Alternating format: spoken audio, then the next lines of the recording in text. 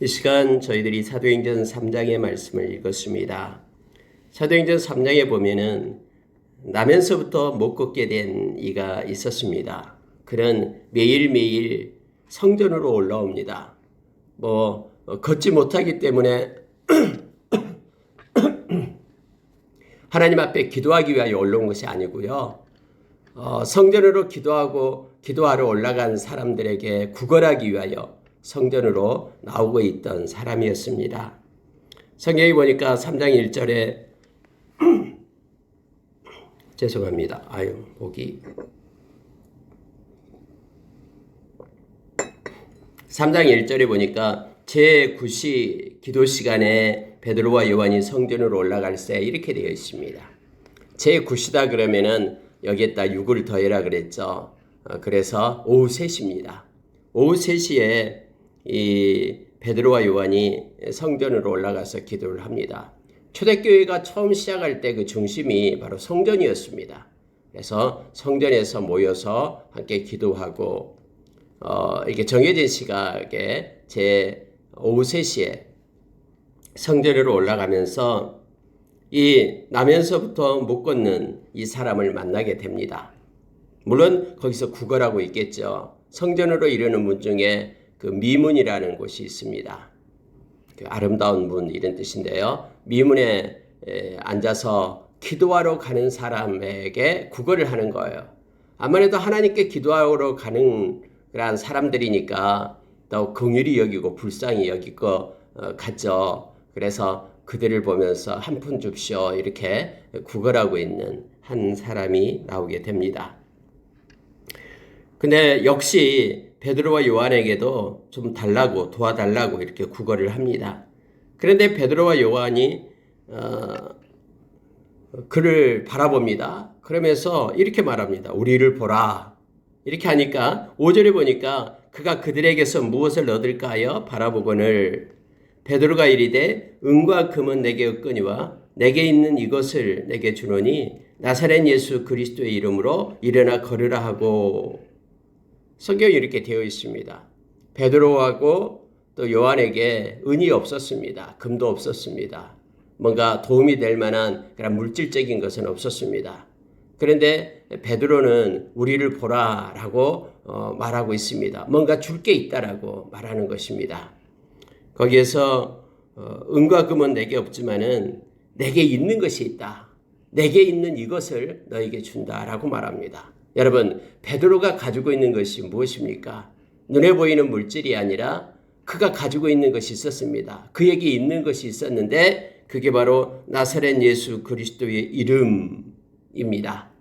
예수님께서는 이 세상을 떠나실 때에 믿는 저와 여러분에게 예수 그리스도 이름의 권세를 주셨다라고 성경은 약속합니다. 그리고 저희로 하여금 이 세상을 살아갈 때 예수님의 이름의 권세를 가지고 살 것을 요청합니다. 마가복음 16장 18절에서 믿는 자에게는 이런 표적이 따른다라고 말씀하면서 예수님을 진실로 믿는 모든 사람에게 어떤 표적이 나타나냐면은 내 이름으로 귀신을 쫓아내며 그러니까 예수 그리스도 이름의 권세를 주었다라는 겁니다. 그 권세를 가지고 눈에 보이지 않는 악한 자들을 쫓아낼 수 있다라고 말합니다. 그래서 우리가 여러분 성경에 보니까 세상의 영 악한 자를 이길 수 있는 것은 4가지가 나옵니다. 예수 이름의 권세, 예수님의 보혈. 그래서 요한계시록 12장 11절에 보면은 어린 양의 피가 그를 이겼다라고 말하고 있죠. 예수 그리스도의 보혈입니다. 그래서 보혈이 있는 곳에 악한 자가 쫓겨납니다. 우리가 히브리서 2장에 보면은 예수님의 그 십자가에서 그 악한 영이 우리를 끌고 가던 그러한 모든 결박으로부터 예수님의 십자가가 우리를 해방시켰다라고 말합니다. 그 결박을 풀어낸 것입니다. 그래서 예수님의 보혈 앞에서 악한 자는 무장해제가 됩니다. 어떤 것으로도 우리에게 영향력을 끼칠 수 없기 때문에 예수님의 보혈, 예수님의 피가 악한 자를 이깁니다. 그리고 우리가 알다시피 성령이 악한 자를 쫓아내는 걸 우리는 너무나 잘 압니다. 예수님께서 그렇게 말씀하셨죠. 사역 중에요. 예수님께서 그 복음서에서 나타나 있습니다. 그러니까 성령이 누굽니까? 예수 그리스도의 영이잖아요. 예수 그리스도의 영. 그래서 너희가 성령을 모독하면 사함을 받지 못한다. 성령이 행하시는 일을 갖다 회방해서는 안 된다라고 말하는 것이 뭐냐면요. 이 성령은 우리가 요한일서 4장 4절의 말씀처럼 세상에 있는 이 자보다 더 큽니다. 더 강합니다. 세상에 있는 이 악한 사탄보다도 우리 주 성령님이 더 크고 더 강해요. 그래서 우리는 넉넉히 승리할 수 있다고 말합니다. 예수 그리스도의 영이신 성령님, 그가 악한 자를 이깁니다. 또 여러분 우리가 에베소서 6장 18절에 보면은요, 17절에부터 보면은 이 성령의 검이 말씀이다라고 얘기합니다. 이 말씀은 성령의 검이 됩니다. 그래서 이 말씀은 능력이고 살아있습니다. 하나님의 사람으로 온전케 하고 그리고 우리를 이 세상에서 선한 일을 행할 수 있는 능력을 우리에게 공급하는 것이 말씀이라고 하고 매일매일 우리를 거듭나게 하는 것이 말씀이라고 했습니다. 그래서 말씀이 성령의 검이기 때문에 악한 자를 이길 수 있는 그러한 유일한 무기가 됩니다. 우리가 에베소서 6장에서 하나님의 전신갑주를 입으라라고 말할 때에 이 전신갑주 중에서 유일하게 공격할 수 있는 무기는 바로 말씀입니다. 우리가 잘 알다시피 그 진리로 띠를 띠고 그리고 평안의 복음의 신을 신고 믿음의 방패를 들고 구원의 투구를 쓰고 의의 흉배를 붙이고 그리고 성령의 검을 갖는 거죠. 나머지 것들은 다 방어용입니다. 그런데 성령의 검은 바로 공격할 수 있는 것이죠. 그래서 여러분 우리가 성경에 보면은 악한 자를 이길 수 있는 세상의 영을 우리가 에베소서 2장 2절의 말씀처럼 세상의 영을 이길 수 있는 것은요. 바로 예수 그리스도의 이름의 권세, 예수 그리스도의 보혈, 예수 그리스도의 영이신 성령님, 예수 그리스도의 말씀이신 이 성령의 검, 이것을 성경은 말하고 있습니다. 오늘 여러분 이 베드로가 내게 가진 것이 있다. 너 눈에는 보이지 않지만 은과 금은 아니지만 내게 가진 것 가장 존귀하고 보배로운 것이 있다. 내가 그것을 너에게 준다 하면서 예수 그리스도의 이름으로 일어나 걸으라 하면서 그에게 큰 선물을 주는 것입니다. 나면서부터 한 번도 걸어보지 못하고 한 번도 성전에 들어가서 뛰면서 하나님을 찬양해 보지 못하고 다른 사람의 손에 의해서 그곳에 옮겨지고 또 다음에 하루가 뉘엿뉘엿 넘어가면 다른 사람의 손에 의해서 또 집으로 옮겨지고 이런 남을 의지할 수밖에 없는 나면서부터 그 안전뱅이 된 자, 걷지 못한 자, 그를 베드로는 이제 예수 그리스도의 이름으로 그를 이렇게 세우는 장면이 오늘 나오고 있습니다. 나사렛 예수 그리스도의 이름으로 일어나 걸으라 이렇게 외칩니다. 여러분 여기서 나사렛이라는 단어를 붙입니다. 나사렛이다 그러면은 나사렛 출신 예수 그리스도라는 뜻입니다. 그때 나사렛은 조그마한 시골 동네입니다. 그래서 사람들이 나사렛 예수 그러면은 무시했습니다. 자 시골 동네 조그만 곳에서 사는 그런 예수라는 사람 이거였거든요. 물론 예수님을 선지자로 인정하고 했습니다마는 이 나사렛이라는 이름을 붙일 때에는 그냥 홀대하는 용어입니다.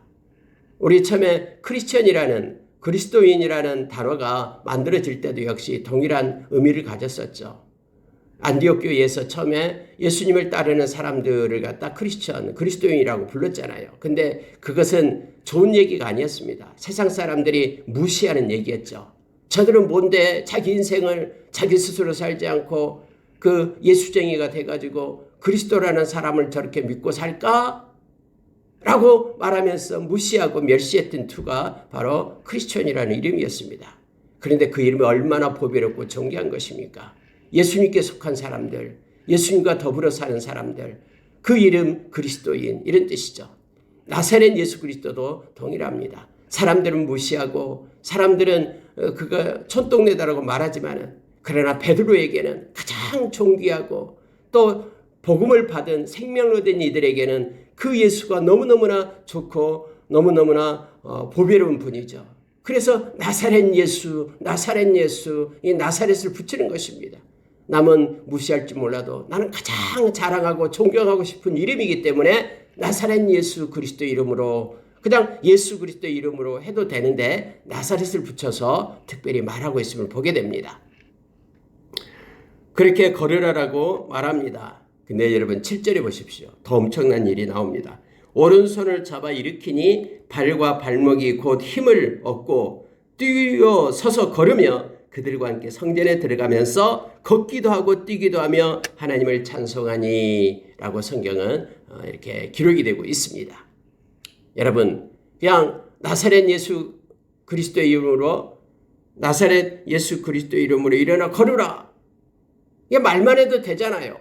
근데 여러분요 그냥 앉아있는 그를 달려가서 오른손을 잡아 일으켰다라고 얘기합니다. 한 번도 일어나 보지 못한 그를 갖다 달려나가서 오른손을 잡아 일으킨 거예요. 그랬더니 지금까지 사용하지 않았던 발과 발목에 힘이 공급됩니다. 힘을 얻고 뛰어 서서 걸으며 하나님을 찬미했다라고 말합니다. 여러분 베드로의 마음속에 뭐가 있었을까요? 베드로가 스스로 이것을 했을까요? 그렇지 않습니다. 여러분 7절의 내용을 보면서요. 베드로 안에 계신 성령님께서 그렇게 베드로에게 명령한 것임을 알 수 있습니다. 다 베드로에게 가르쳐 준 겁니다. 베드로야 그를 일으켜라 라는 마음의 울림이 있었죠. 그렇기 때문에 앉아있는데도 내가 이 말을 외치면 일어날까? 일어나지 않을까? 막 의심하면서 마음이 뜨거워서 그렇게 했다기보다는 명령을 받아 순종하는 거예요. 마음 가운데 성령님이 함께 하시고 베드로와 함께 하셨기 때문에 그렇게 순종하는 거예요. 그래서 막 달려가는 거예요. 성령께서 가르쳐 주니까는 오른손을 잡아서 이렇게 세우는 거예요. 그랬더니 이 발목에 근육에 막 힘이 공급되기 시작하는 거예요. 그 시점을 그를 지금 회복시키고 그를 일어서게 하는 그런 시점을 바로 베드로가 손을 잡고 일으키는 그런 그때로 하나님께서는 잡으신 거예요. 만약에 여러분 나사렛 예수 그리스도의 이름으로 일어나 걸으라 할 때 이 막 앉은뱅이가 막 꿈틀거면서 막 일어나기 시작하면은 막 그때 달려가서 손을 잡고 일으켰다 그러면 이해가 돼요. 근데 그렇지 않고요. 가만 앉아있는 그를 가서 쏜살같이 달려가서 오른손을 잡아서 이렇게 세우는 거예요. 그 세울 때에 발과 발목에 힘이 공급되어서 그가 일어섰음을 성경은 그렇게 이렇게 나타내주고 있음을 보게 됩니다. 누가는 의사였잖아요. 의사는 우리의 신체에 대해서 너무나 잘 알고 있잖아요. 그러면은 지금 그의 발과 발목에 힘이 생기고 있는 그런 시점을 누가는 기록하면서 이렇게 잡는 거예요. 우리로 하여금 하나님께서 명령하신 것에 우리가 순종하면은 전혀 우리 눈에는 그렇게 보이지 않을지라도 성령님께서 개입하셔서 하나님의 그러한 사역을 이루어 가신다라는 것을 우리로 하여금 깨닫게 하기 위하여 요단강물이 아무리 그렇게 많이 흘러가더라도 제사장의 발이 요단강에 닿는 그 순간에 그걸 기점으로 해서 흐르던 물이 위로 올라가서 쌓여서 그러한 많은 사람들이 가나안 땅으로 이스라엘 백성이 가나안 땅으로 그렇게 들어가도록 요단강을 건너가도록 그렇게 하신 것처럼 이처럼 성령님은 우리에게 명령하시고 그것을 묵묵히 순종하는 자들에게 그대로 역사하심을 우리는 말씀을 통해서도 묵상하게 됩니다. 그는 성전에 오는 사람들을 향하여 얼마나 부러워했겠습니까? 야, 저들은 걸을 수 있고 뛸 수 있고 그래서 성전에 들어가서 마음껏 찬양하고 하나님께 영광 돌릴 수 있는데 나는 허구한 날 이 문에 앉아가지고 구걸하고 있으니 걷지도 못하고 찬양도 못하고 성전에 들어가지도 못하고 성전으로 옮겨갈 수도 없어요. 왜냐하면 이렇게 남에서 불구가 된 것은 그때 당시가 그렇게 인식이 그랬거든요. 무슨 죄 때문에? 저 사람은 죄인이다. 남에서부터 맹인된 자를 얼마나 죄인 취급을 했습니까? 그래서 출교까지 하잖아요. 예수님 그 복음서에서 말입니다. 근데 이게 앉은뱅이도 역시 동일합니다. 그래서 얼마나 부러운 눈으로 봤겠습니까? 나는 안 돼. 그런데 그가 이제 생전 처음으로 일어서서 걷고 뛰고 너무너무나 기뻐하며 하나님을 찬양하는 장면이 나오고 있음을 보게 됩니다. 주님을 만나는 사람들이 언제나 이렇습니다. 언제나 이 세상에서 주님을 만나는 사람들에게만은 이러한 기쁨과 이러한 평안이 있게 됩니다. 주님을 만나기 전에는 저와 여러분은 영원히 죽을 수밖에 없는 죄인입니다. 그러나 우리 주님을 만났기 때문에 그분의 보혈이 우리를 덮고 우리가 제사함받고 영원한 하나님의 나라의 백성이 된 것입니다. 이 구원의 감격이 있는 자는 하나님을 찬미합니다. 그리고 우리가 지금 이 세상에 살아가는 것에 감사하며 하나님께 영광을 돌릴 수 있음을 우리가 기억합니다. 저와 여러분은 나면서부터 이렇게 걷지 못한 자였습니다. 그러나 주님 때문에 우리의 영혼이 갇혀있는 덫에서 풀려 영원한 자유를 누리는 하나님의 백성이 된 것입니다. 오늘 하루도 우리가 구원의 감격 속에 하나님을 기뻐하는 하루가 되기를 원합니다. 이 나은 사람이 너무 기뻐서 베드로의 손을 꽉 붙잡는 거예요.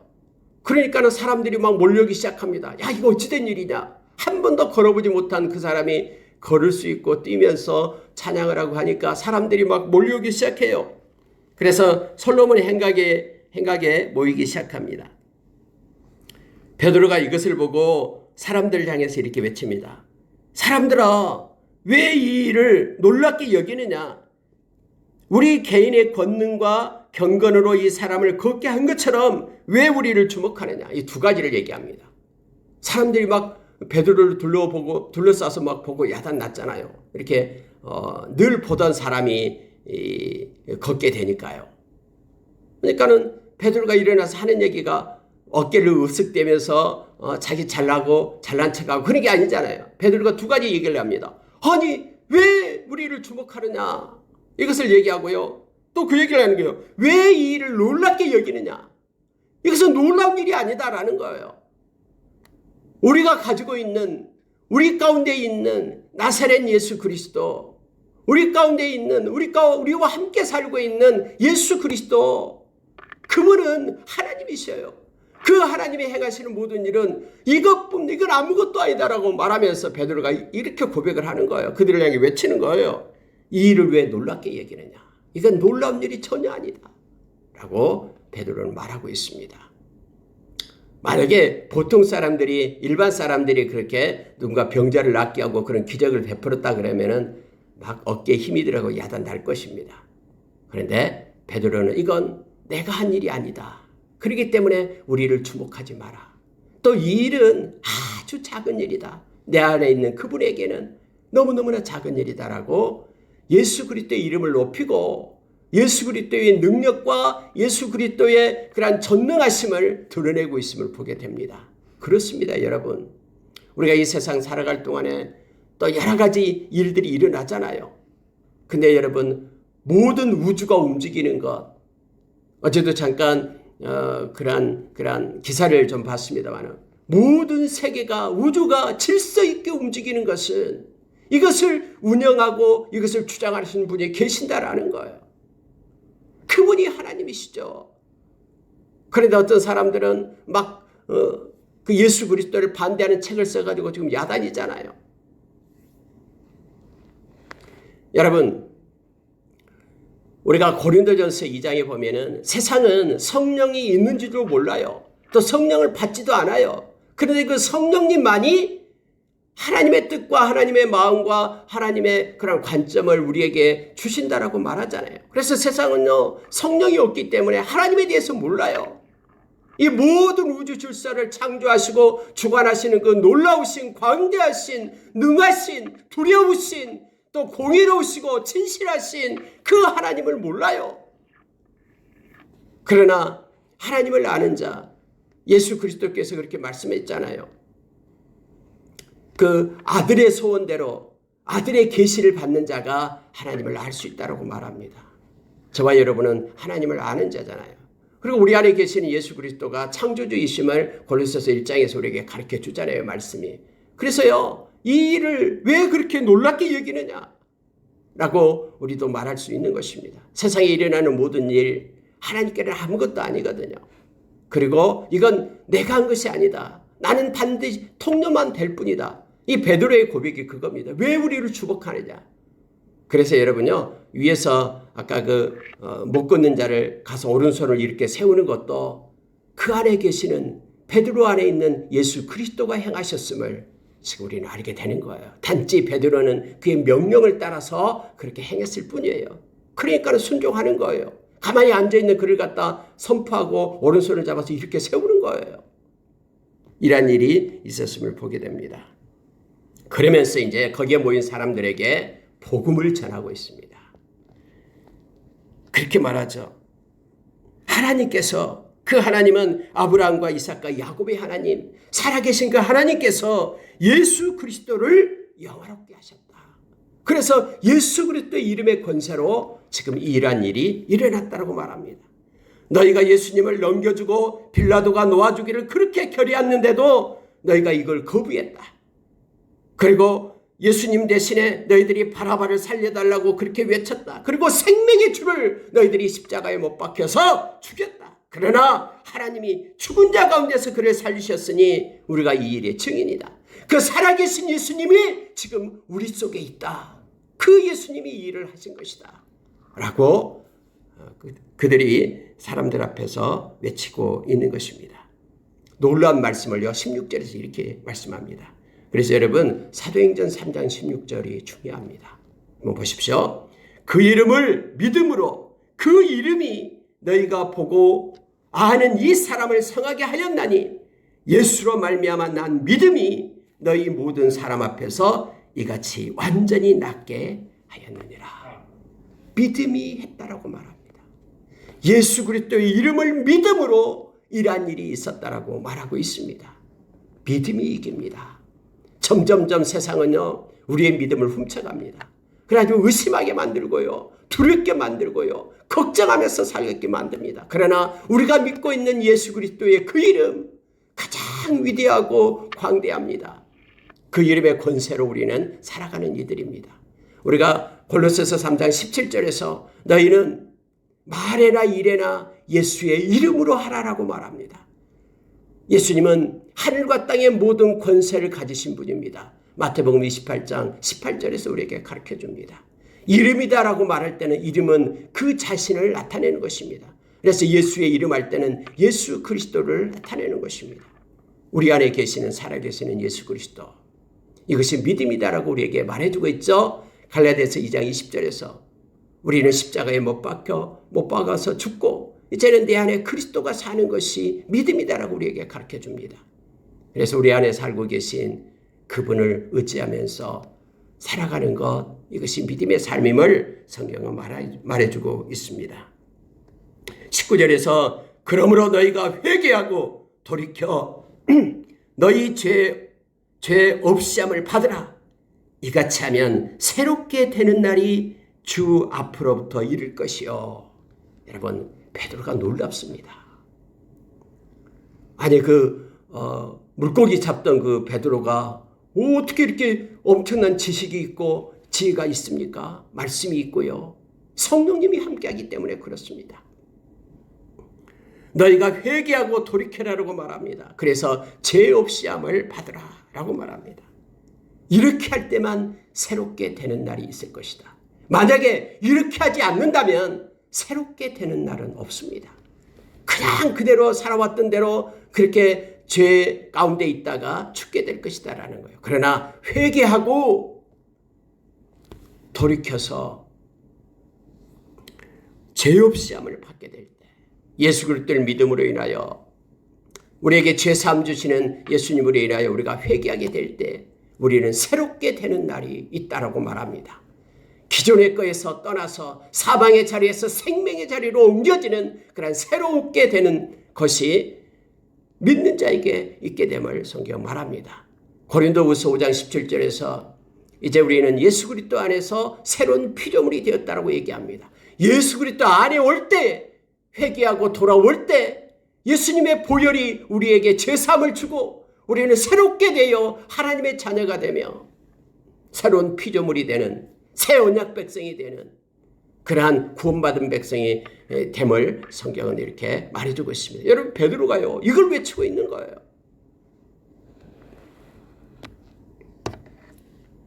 (23절에) 내려가면은요, 누구든지 그 선지자의 말을 듣지 아니하는 자는 백성 중에서 멸망받으리라 하였고, 이것은 모세가 하는 얘기입니다. 모세가 구약시대, 지금 유대인들은 모세의 그러한 율법을 가지고 있잖아요. 그런데 모세가 뭐라고 했냐면은 하나님께서 나와 같은 선지자 하나를 세울 것이다. 그런데 그 선지자는 너무나 놀라운데 너희가 무엇이든지 그의 모든 말을 들어야 된다. 이 듣는다, 청종한다라는 것은 믿어야 된다라는 뜻입니다. 듣고 순종해야 된다. 만약에 그의 말을 듣지 않는다면 너희들은 다 멸망받을 것이다. 이걸 모세가 했다라고 말하고 있는 거예요. 예수 그리스도의 말씀을 듣고 순종하지 않는 자, 그것을 가지고 살지 않는 자, 그는 멸망을 받게 될 것이다. 그를 믿지 않는 자 멸망을 받게 될 것이다. 제가 자주 말씀을 드립니다. 요한계시록 21장 8절에 영원한 불못에 던져져야 될 사람들의 그런 내용들이 8가지가 쭉 나옵니다. 그 중에요, 믿지 않는 자가 불못에 던져진다고 얘기합니다. 예수 그리스도의 말씀을 믿지 않는 자, 그 말씀을 듣지 않는 자, 그리고 그를 믿고 따르지 않는 자, 그들은 멸망을 받게 될 것이다 라고 모세가 그렇게 말했다라고 베드로 사도는 외치고 있는 것입니다. 이 말씀 보고 마치겠습니다. 여러분 25절에 보니까요, 너희는 선지자의 자손이요 또 하나님이 너희 조상과 더불어 세우신 언약의 자손이라.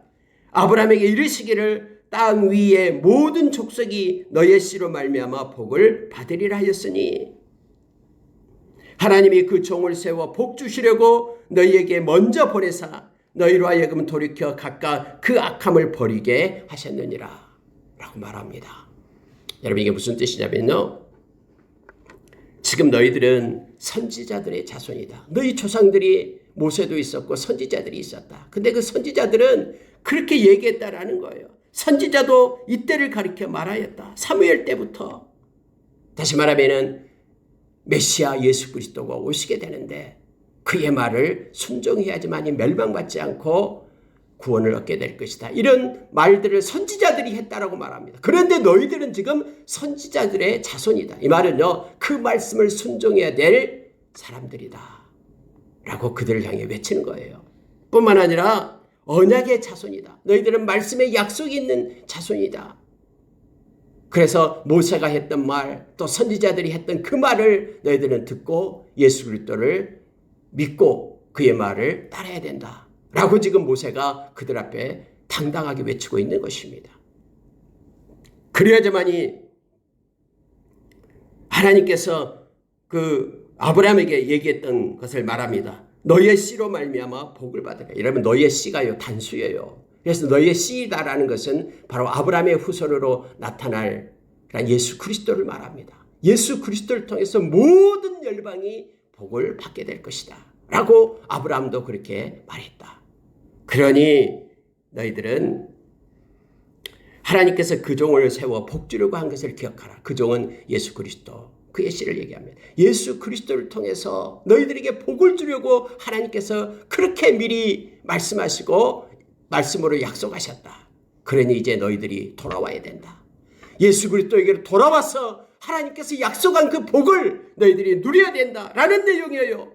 너희에게 먼저 보냈다. 예수님을 너희에게 보내서, 그리고 예수님을 통해서 모든 열방이 복을 받게끔, 구원을 받게끔 하는 것이 하나님의 구원의 계획이다라고 말하고 있는 거예요. 너희로 하여금 돌이켜, 이 돌이키다는 것은 회개한다라는 것이죠. 메타노이아.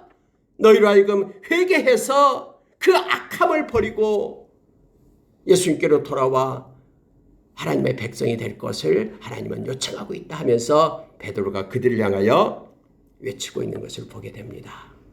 말씀을 마치겠습니다. 오늘 여러분 베드로가요 성전으로 기도하러 올라가잖아요. 그러면서 그 나면서부터 걷지 못한 자를 만나게 되죠. 여러분 저는 이걸 이렇게 생각해 봤습니다. 베드로와 요한이 성전에 올라갈 때는 만약에요 이 미문에서 구걸하고 있는 이 사람을 보고 저 사람이 일어날까?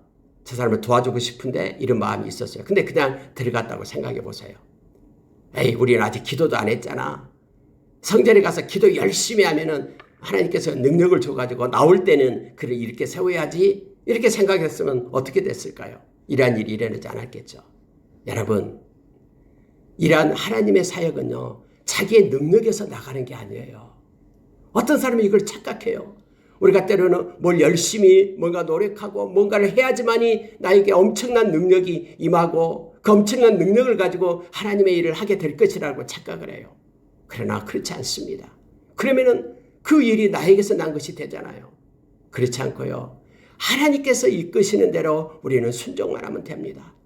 비록 지금 3시 기도에 올라가서 아직까지 기도도 안 한 상태예요.